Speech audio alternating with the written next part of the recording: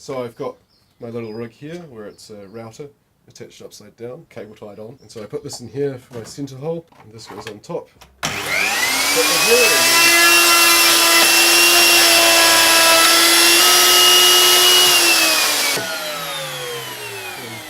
Blank record. These are for my needles and welding rods, tungsten. Not very flexible, which is great for kind of moving sounds. I put it in my clamp. So I cut that off to length, take that out. So I put the grinding bit in here. And it's like...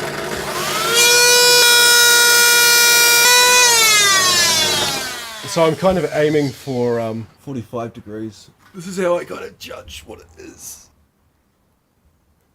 With this app, then I can go, that's way off, there, and then I can kind of, so it's close. Then I'm kind of measuring the tip with that. And then I've got to polish the tip of it. So you've got about a degree of accuracy that you need to get into.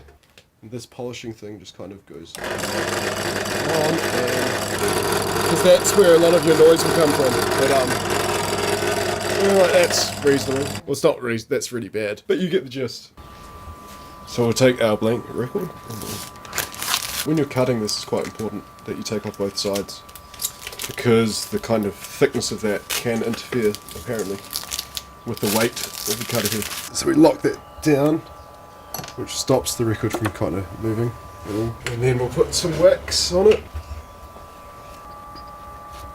So we need to let that dry, so I normally chuck a bit of heat on. That's just a outdoor light. Now I've got my temperature gauge here, which will give me a reading, 22 degrees. We want to get it up to 30 or 40 degrees. Then we need to kind of check our input. So we go through, this is like I think this is a 400 watt power amplifier or something. Which is, people always get surprised by, because you're driving such small speakers. I mean, speakers are only, I think, 5 watt average load, 10 watt peak. The highs take so much more power to actually put through that you need that extra headroom. Of course you need to fuse it, because otherwise you'll blow your speakers. I'm just using Reaper. So I've applied the RIAA filter to the track, and then over top of that I'm putting this other filter, which is kind of designed for the response of the head. The thing with lathe cuts is you need to cut quite loud, because you lose a lot of volume. There's going to be VU meters installed in this eventually, so I can actually sort the proper peak. So I normally play the track going through this mixer, through the power amp to the speakers, but on here I'm just measuring the current through it.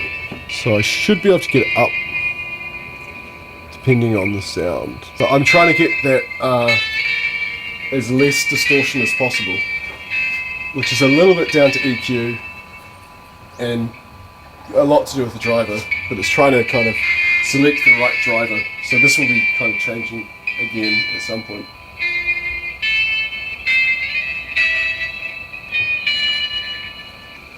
We'll say it's right, and then check this again.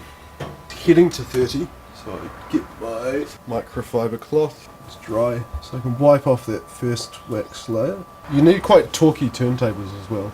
I think this is a Stanton ST150, but I think it does about 4.7 kilograms of torque, which is a reasonable amount. So I've got that first layer of wax on, and then I put my second layer of wax, kind of a little white to distribute it a bit. And then I kind of leave that to soak to kind of sit in. So we're at 38 degrees, look at that. We're about ready, so I normally spray a little bit of this on, just to kind of smooth it out a bit, but not trying to take too much of it off. It just helps with noise and stuff. So over here, I'll turn on my drive, drop that, and then we hit this.